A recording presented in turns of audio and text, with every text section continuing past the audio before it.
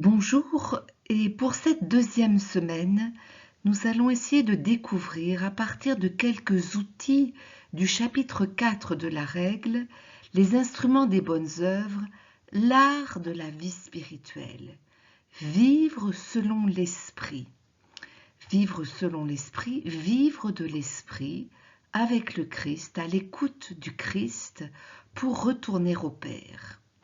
Le premier outil de l'art spirituel, avant tout, aimer le Seigneur ton Dieu de tout ton cœur, de toute ton âme, de toute ta force. Ensuite, le prochain comme toi-même. Aimer Dieu de tout son cœur.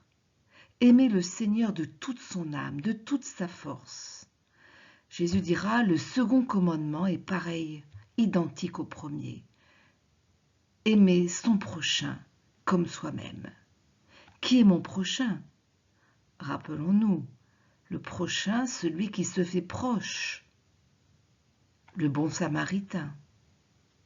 Quelles sont des bonnes œuvres que nous pouvons vivre en cette semaine pour être vraiment amoureux, passionnés de Dieu et nos frères et de nos frères les hommes?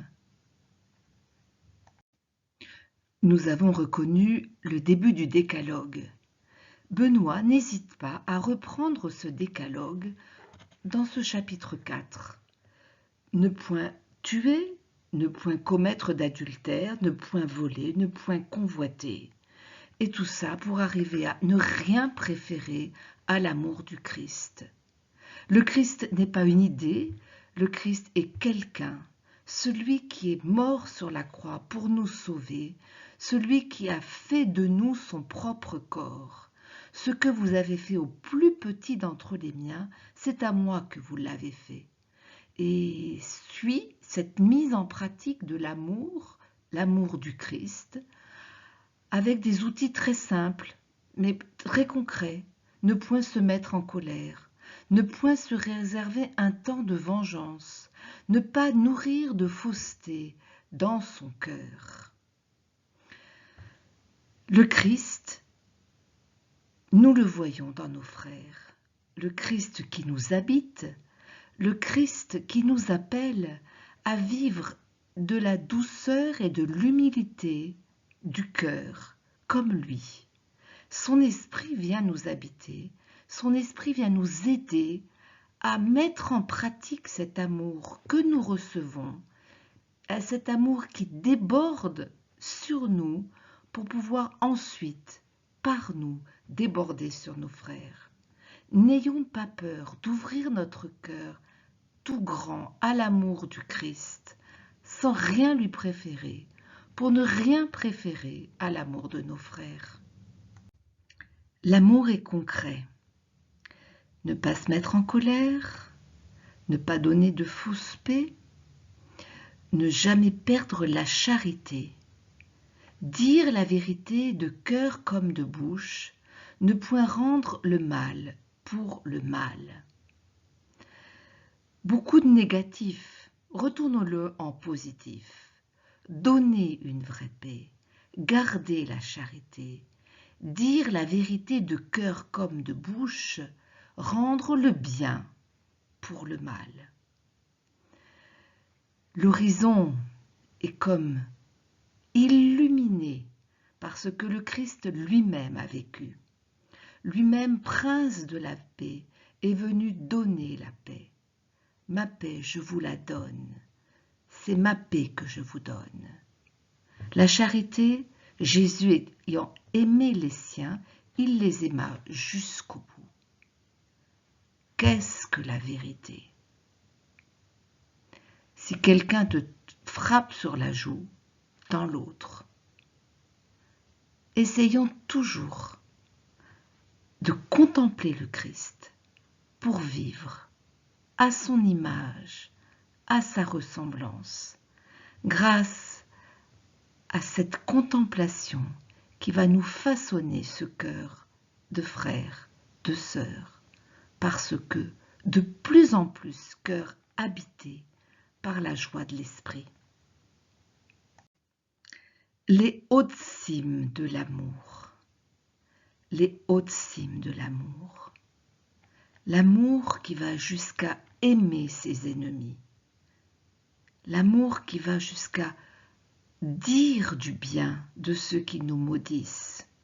L'amour qui va supporter la persécution pour la justice. Les hautes cimes de l'amour. Notre chemin parcourt ces sentiers escarpés parce que la vie est une belle aventure, une aventure qui nous fait grimper de sommet en sommet, par des sommets toujours plus attirants. Et celui qui nous attire, c'est vraiment le Père, qui nous a fait à son image et à sa ressemblance, et qui désire vraiment pour nous cette communion dans le cœur de son Fils. Nous sommes sur ce chemin de fraternité, et ce chemin que nous découvrons peu à peu, bordé de buissons, d'épines, bordé de précipices, bordé de pièges. Mais le chemin existe. Le Christ est le chemin, la vérité, la vie. Lui, le premier, a crié vers le Père. « Père, pardonne-leur, ils ne savent pas ce qu'ils font. » Au fond de nous murmure l'Esprit qui nous dit « Aime, pardonne, bénis, marche sur ce chemin de justice et de paix. Je suis avec toi tous les jours jusqu'à la fin du monde. » On pourrait croire que Benoît a un regard négatif sur l'homme, mais pas du tout, pas du tout.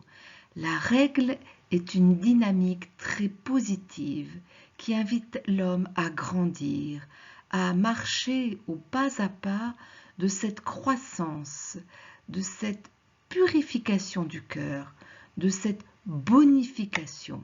Améliorez vos voies. Alors pour cela, il nous dit « Mets en Dieu ton espérance ». Et si tu vois quelque chose en toi qui est bien, attribue-le à Dieu, pas à toi-même. Nous savons bien, par expérience, que sans Dieu, nous ne pouvons rien faire. Et le soir, pouvoir remettre sa journée en disant « Tout à toi, Seigneur, rendre à Dieu ce qui est à Dieu, remercier Dieu pour ce qu'en moi, il a fait de bien et ce que par lui, aujourd'hui, j'ai pu faire de bien. » Alors oui, je désirerais la vie éternelle de toute l'ardeur de l'esprit. Au fond de nous, ce murmure de l'esprit inlassablement nous appelle à vivre de la vie du Père, de la vie que le Christ est venu nous donner pour toujours. Et cette ardeur de l'esprit, ce zèle pour la vie éternelle, nous pouvons le ranimer, lui donner goût, lui donner saveur, en nous émerveillant du quotidien. Au cœur même de la ville, au cœur même de nos activités, au cœur même de ce foisonnement de propositions, de tentations, Dieu est là, discret, nous proposant cette vie qui a le goût d'éternité. Et il y a un petit secret, ce petit secret, c'est veiller, cette vigilance du cœur à tout instant, puisque nous vivons sous le regard de Dieu. Et en veillant à tout instant sur la moindre chose que nous pouvons faire, sur nos actions, sur nos pensées, sur nos désirs, sur notre créativité. Veiller pour que la vie soit plus forte, pour que la vie soit belle, belle de Dieu, belle de ce que nous lui apportons, belle de ce que nous créons.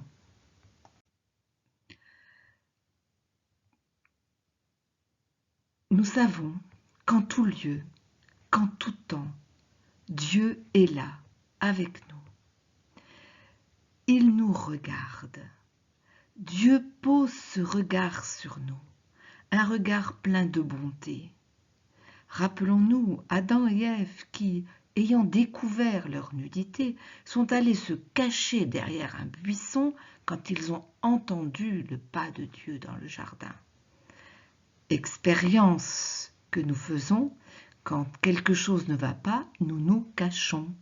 Nous nous cachons à nous-mêmes, nous nous cachons aux autres et nous nous cachons de Dieu. Nous avons tellement peur. Comment demander au Seigneur de pouvoir apprivoiser nos peurs? Nous aurons toujours peur, mais nous avons la capacité, grâce à la parole et à l'esprit que Dieu nous donne, nous avons cette capacité d'apprivoiser nos peurs, d'apprivoiser notre peur profonde, celle de ne pas être aimé, celle de ne pas faire plaisir, celle de ne pas plaire. Or Dieu nous regarde avec ce regard de père, ce regard de mère plein d'amour. Et Dieu nous dit, mais moi je t'aime, tu as du prix à mes yeux. Alors, soyons dans cette joie que Dieu nous regarde et qu'en tout lieu, en tout temps, Dieu est avec nous pour nous dire son amour.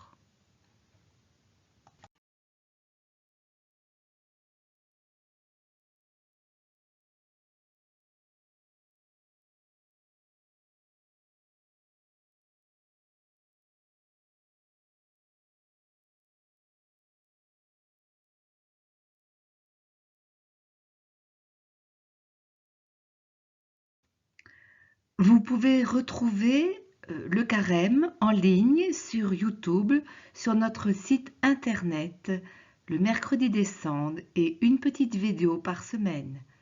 Bonne écoute, bon chemin, en communion.